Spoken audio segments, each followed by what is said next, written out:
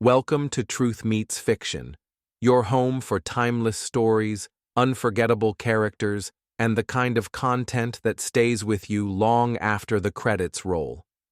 Whether it's fact, fiction, or somewhere in between, you'll find it here. Let's begin.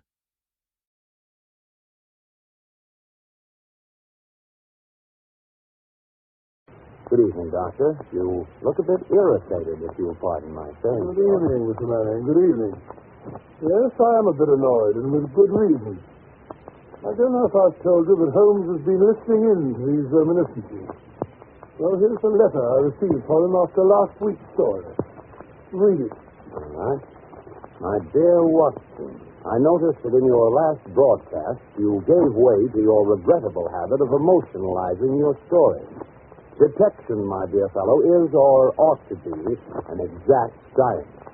To tinge it with romanticism is like introducing a love story into the fifth proposition of Euclid. As ever, Sherlock Holmes. Well, what do you think of that? But the emotion was there. You couldn't tamper with the truth. Holmes has always maintained that the truth is not in what you say, but in the impression you create in the other person's mind. Well, Holmes always complained that I overstress the human element in recording his cases. How well I remember the attitude with which he received the publishing of my first book about his adventures. It was a cold morning in early spring. We were sitting on either side of a cheery fire in our rooms in Baker Street. A thick fog rolled down between the dun-colored houses. Our gas was lit.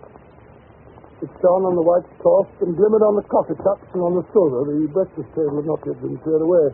Holmes had been silent all the morning, smoking his long cherrywood pipe, which usually displaced his favorite tray when he was in a disputatious mood.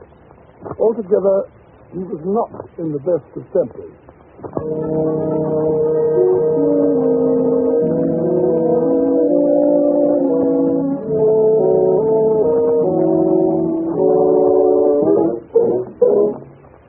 Matches. Where are the matches? Look at that confounded fog.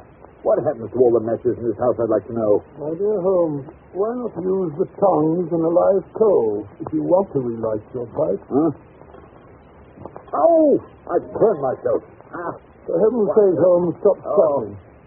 Something's annoying you. Why not get it off your chest? It's that confounded book of yours. Hmm? Sensationalism, Watson. Rank sensationalism.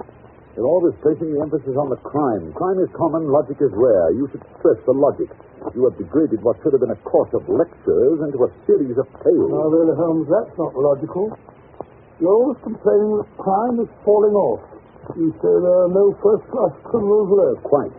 And therefore, if you depend on the crime to hold your readers, you will soon be a back number. Criminals. Bah! They've lost all their enterprise and originality. My practice seems to be degenerating into an agency for recovering lost lead pencils and giving good advice to young ladies from boarding school. Advice to the lovelorn, eh? Well, look at this. This note. It came by this morning's post. Here. The last straw, that's what it is. Read it. Let's have a look. Dear Mr. Holmes, I'm very anxious to consult you as to whether I should or I should not accept the situation which has been offered me as a governess. I never do. I shall call at 10:30 tomorrow if I do not inconvenience you. Yours faithfully, Violet Hunter. Where is she? Call at 11 now. Exactly. She's late. Just like a woman. I say, Holmes, you should see your young lady now walking briskly up the street. I see. Brisk, purposeful manner. Nice, bright, intelligent face. Yes, it is. She's stopping at our door. Oh, maybe something in the chase after all, my dear Watson. She's not the hysterical sort that makes a fuss over nothing. There she is. Come in. How do you do? This is Mr. Sherlock Holmes. Quite.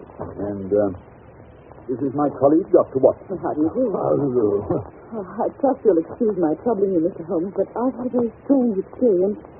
And as I have no relations of any sort to advise me, I thought I'd best come to you. I shall be very happy to do anything that I can. Well, I've been a governess for 5 years in the family of Colonel Kent Monroe.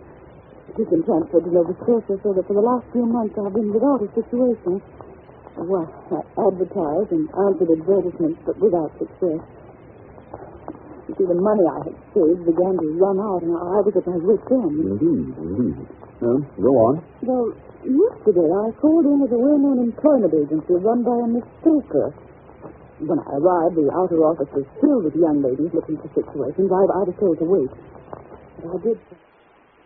After about half an hour, my name was called out. Well, the door to Miss Stoker's private office was ajar. She could beside her was a prodigiously stout man with a round, smiling face and a heavy chin. His eyes were like two little slits. When I advanced to the door, my knees trembling. Oh, Mr. Holmes, if you know how I needed that wait.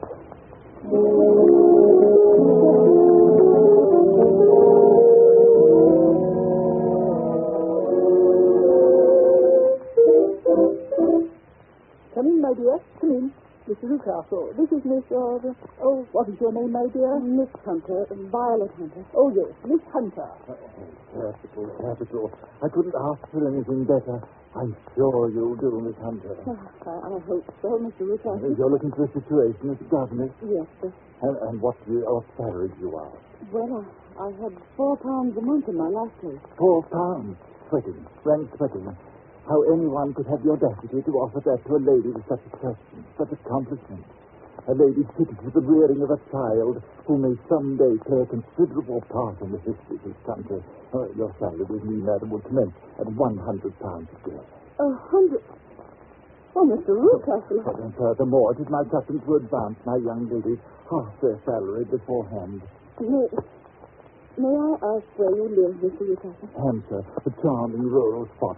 The Copper Beeches is the name of the place, 5 miles north of Winchester, or the dearest old house. And what would be my duty? One child, a dear little romper aged 6. Oh, if you could see him killing cockroaches with a slipper. Smack. He's gone before you could wink. My sole duty, then, is to take care of this child. Well, I'm sure your good sense would suggest that you obey any little commands which my wife might give, provided, of course, that they were such as a lady might obey with propriety. You see no difficulty, eh? Oh, I should be happy to make myself useful. Oh, by the way, in dress, for example, we're saddy people. Saddy but kind-hearted. Now, if you were asked to wear a particular dress that we might give you wouldn't object to our little whim. No.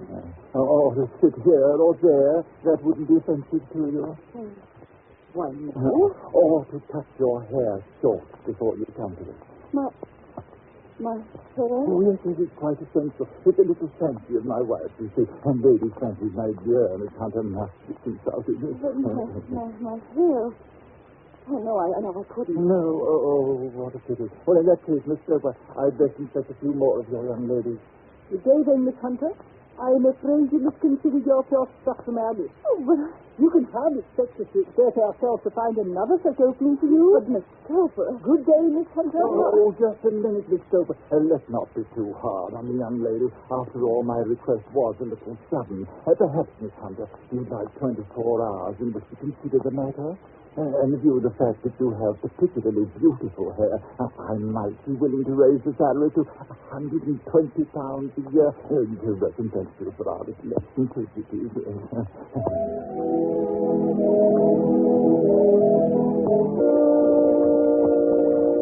Unusual, most unusual, my dear Miss Hunter. What do you make of it, Watson? Well, perhaps the gentleman's wife is a lunatic and he wishes to humor her fancy in order to prevent an outbreak. Possibly, Watson, possibly. In any case, it doesn't seem a nice household for a young lady. But the money, Mr. Holmes, the money, and I need it so. Well, yes, the pay is good. Too good. Why should they give you £120 when they can have their fix for 40? There must be some strong reason. But I have no choice. Then you've made up your mind to accept? Yes, I must. I thought if I told you the circumstances, you would understand afterwards if I wanted your help. And Mr. Holmes, I could feel so much stronger if I knew you were behind me. Certainly you may carry that feeling away with you. And if at any time you should find yourself in danger... Danger? Well, what danger could there be? My dear Miss Hunter, you could cease to be a danger if we could define it. But remember, at any time, day or night, just telegraph me and we'll come to your help. Oh, of course. Thank you, Mr. Holmes. Thank you.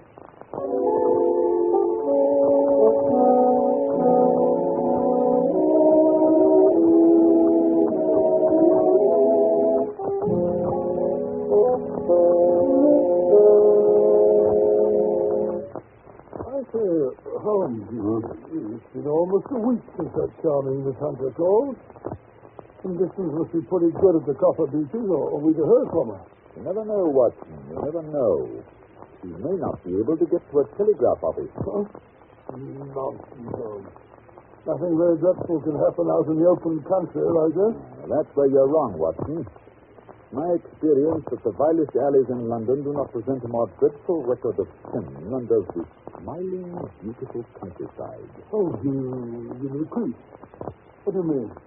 The pressure of public opinion is greatest in the towns. There is no lane so vile that the scream of a tortured child or the thud of a drunkard's blow does not beget sympathy and assistance from the neighbors.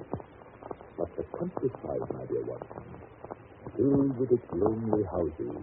Think of the hellish cruelty, the hidden wickedness. Life may go on year in, year out in such places, and no one the wiser. Had our young friend gone to Winchester, I should not have had this fear for her safety.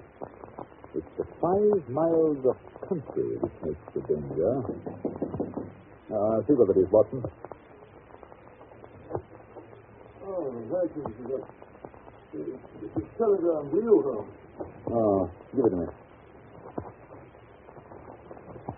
It's from Miss Hunter. Oh, well, what's she say? Come at once. We'll meet you at the Black Swan Hotel, Winchester, at 3 this afternoon. And at my wit's end, don't fail me. What do you suppose has happened? Hurry, Watson. We've no time to lose. There's a train from Waterloo Station in half an hour. If we can only get to her in time.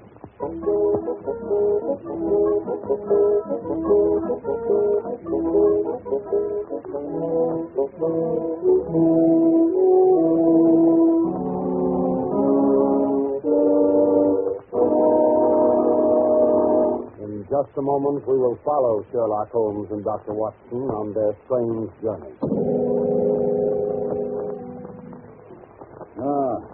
Yes, there's the Black Swan.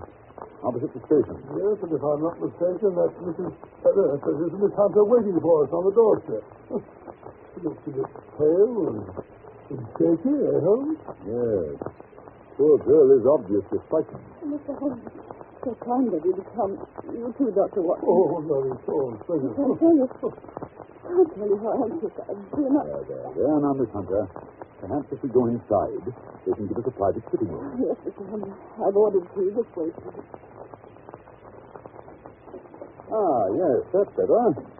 Nice, cozy fire. Close the door, will you, Watson? That's right. Now then, suppose we let the doctor do the pouring while you tell the story.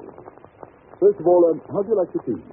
2 lumps of a little tea. Oh, right, Thank you, Dr. Watson. Yes, and now? Well, first of all, I've had no actual ill treatment from Mr. and Mrs. Newcastle, but he's just frightened me. However, I'd best begin at the beginning. Yes, that is generally a good place to start. Well, Mr. Holmes, Copper Beeches is a large, sinister-looking house, almost completely surrounded by woods. It's impressive from the moment of my arrival. I was met at the door by Mr. Newcastle and his wife. And is she... No, Mrs. She's not married. I see. She's a small, pale-faced woman, much younger than Mr. Newcastle. In fact, I gather that she's his second wife. You see, there was a daughter by the first marriage, a girl now over 20, but she's not living at the house. Mr. Newcastle said that she couldn't get along with her stepmother, so he sent her to America, to Philadelphia. And does Mrs. Newcastle strike you as a difficult woman to get along with? Oh, no, Mr. Holmes. She's shy and rather quiet. More than once I surprised her in tears. At first I thought it might be worry over the disposition of her child. What's the matter with his disposition? Well, he's badly spoiled. He has an ungovernable temper. He seems to take great delight in torturing birds and small animals. Pleasant little beast. And the rest of the household? Well, there's only one servant. Doyle is his name. A rough, uncouth man with a perpetual smell of drink about him. Why the keeping, I don't know. Except perhaps because he's the only one who can manage Carlo. Carlo? Yes. Carlo's a huge, underfed mastiff that's kept chained in the stable during the day, but at night they let him out. It's a terrible beast. Even Mr. Newcastle is afraid of him. I'm sure he'd try any practice with a grip. I wonder why Mr. Newcastle desires such ferocious protection. Sure, I don't know, unless there's something on the top floor of the west wing that he wants to protect. The west wing, eh? Yes, the door that leads into it is opposite my room, and it's kept securely locked. Yes, it looks nasty to me, Holmes. Please, Watson, please. Don't interrupt. Well, the second day after my arrival, immediately after breakfast, Mr. Ruthcastle asked me to put on a dress which had been laid out for me on my bed. What was it like? Well, it wasn't a new dress, Mr. Holmes, but the material was excellent and of a particularly brilliant shade, and electric blue. Oh, look at this. I put it on and went down to the living room. Mr. Ruthcastle had placed a chair for me by the front window. He asked me to sit there with my back to the window and to read to him from the French novel. Well, I read for an hour, and at the end of that time, he said I might go upstairs and change. Strange. This experience has been repeated every morning since then. Well, as time passed, I became more and more curious. Why were they so careful to keep my face turned away from the window? Naturally, I was consumed with the desire to see what was going on behind my back. So today I devised a means. I noticed at breakfast that Mr. Ruthcastle had had quite a few drinks. A happy thought seized me. My hand mirror had been broken, so I concealed a piece of it in my handkerchief and later in my book, feeling sure that Mr. Ruthcastle was too drunk to notice.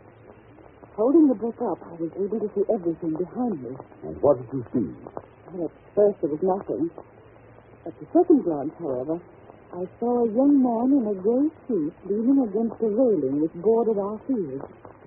He was looking earnestly in my direction. Mr. Ruthcastle must have noticed my surprise, for he burst out angrily.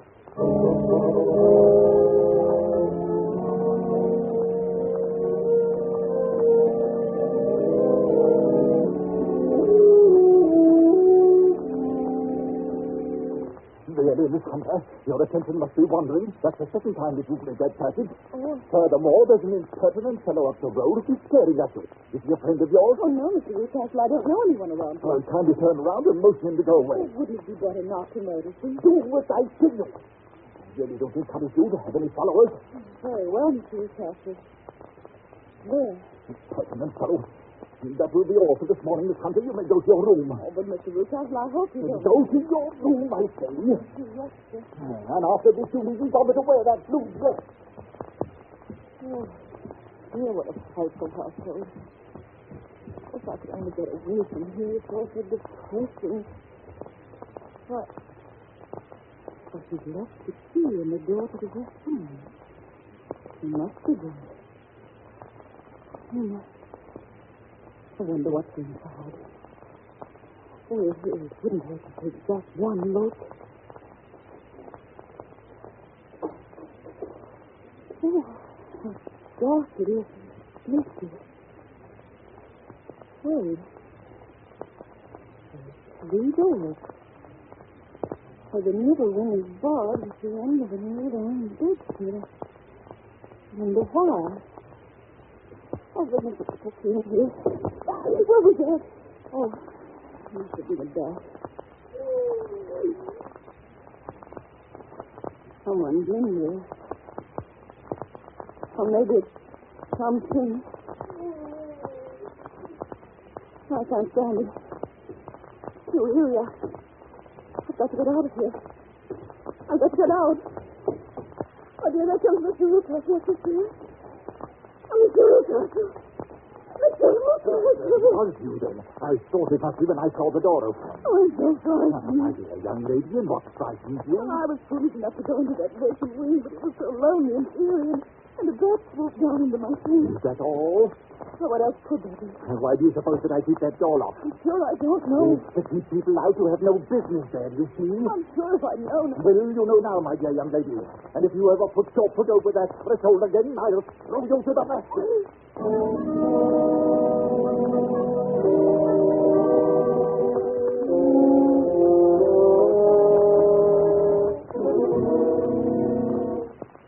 What a dreadful experience. Mr. Holmes, I feel sure there's someone locked in that room. Someone who's unhappy, perhaps tortured.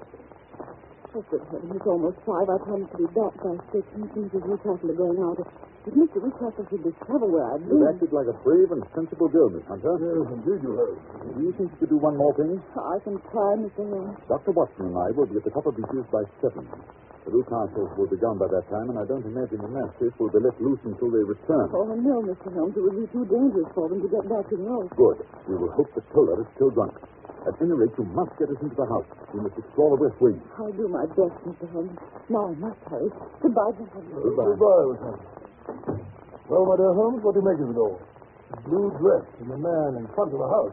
Obviously, they've had someone have her impersonating someone.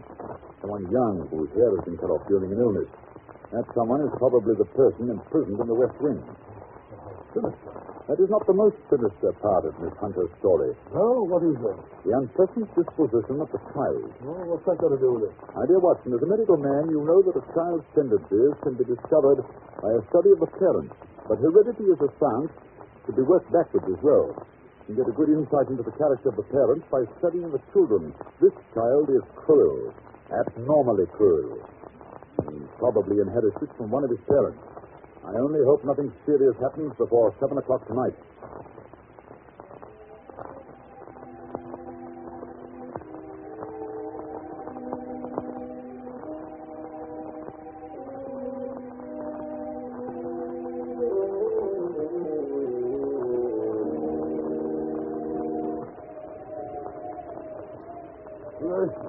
What a night. The first thunderstorm of the season.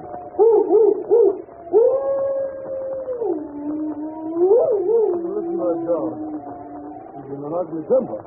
Listen to the house. To this group of Copper Beeches in front of it. Yes. Miss Hunter waiting for us in the doorway. The coast is secure. Come in. You must be close to the street. Oh, you're rather wet yourself. Be careful, you know. You'll be What, catching... Watson, what? What's that sounding? It's Toller. He was just going out to release the dog. I sent him to the wine cellar, then locked him in. Splendid. I managed to get Toller's fuses off him, too. He was quite drunk. They're duplicates, just as Mr. Lucas. Better and better, but come along upstairs. We've no time to wait. Have you got your revolver handy, Watson? Yes. Good. Good heavens, that lightning must have hit quite near here. The Copper Beeches, no doubt. No, this tree. Oh, this one. That's right. Nothing here. Come along. Listen to that rain on the roof.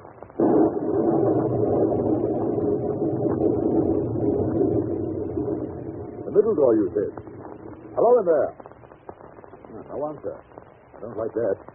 Watson, help me remove this bedstead, will you? That's right. It's tied at one side. Here, cut the rope. That's it. The door's locked. Oh, we must break it open then. Come on. 1, 2, 5. Hello.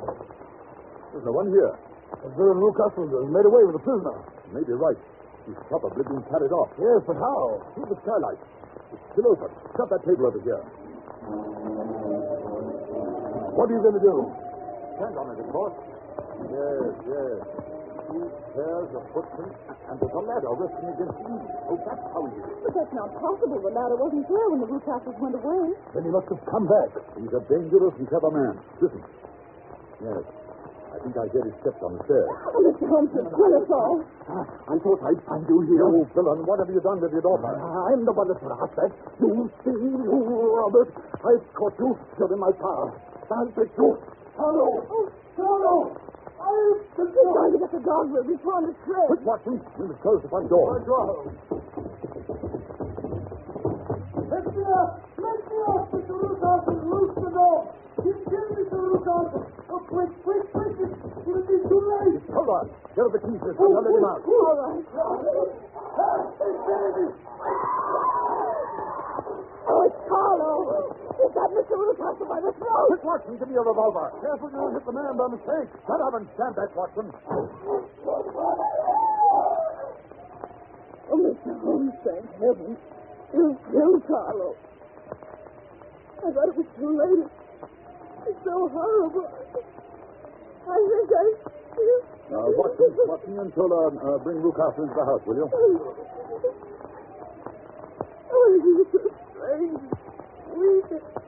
I just don't Now, Miss Hunter, please, it's all over. Just you go upstairs and pack your bag.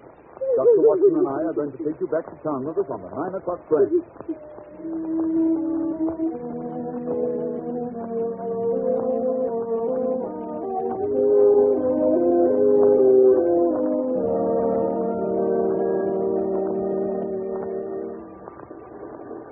So you think, Watson, that Newcastle will live? I'm afraid so, Holmes. Oh, I'm so glad to get away from that dreadful place. I say, Holmes, just what did happen to the prisoner in the West Wing, and who was it? It's all so disgustingly simple, my dear Watson. It's Newcastle's daughter, as I suspected. It seems that she had inherited some money from her mother, who was Newcastle's first wife. When she threatened to get married and take a small fortune with her, her father tried to get her to sign a paper giving the money to him. He worried her until she got brain fever and had to have all her hair cut off. Oh, what a brute. I got all these details from Tiller. Still, her young man stuck to her, and she to him. After that, Mr. Newcastle locked his daughter up and brought Miss Hunter down from London in order to impersonate her, get rid of the persistent shooter. This young gentleman, however, was a persevering chap, and having greased Toller's palm very thoroughly, he learned the true state of affairs. With the help of Toller and a long step-ladder, he rescued his fiancée. They're now headed for Southampton with a special license, and this time Miss Newcastle, or rather Mrs. Fowler, is really going to America on our honeymoon. Oh, this is quite romantic, isn't it, Holmes? You and your romance, Watson. You're a regular old woman. Well, I'm glad we were able to help the poor thing, but I wouldn't go back to that house again. Not for twice the salary. Oh, that reminds me, Miss Hunter. I was talking to a friend of mine about you the other day. She has a private school in Walsall. I believe she said she had an opening for you. Oh, Mr. Holmes, you're a darling. No, my dear. It's quite inconsequential. Already know. Shut up, Watson.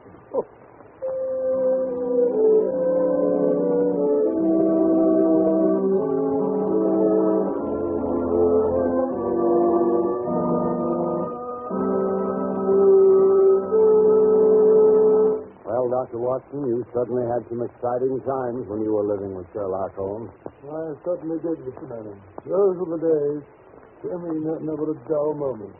Yes, when I think of the thrilling experiences that Holmes brought into my life, I can always...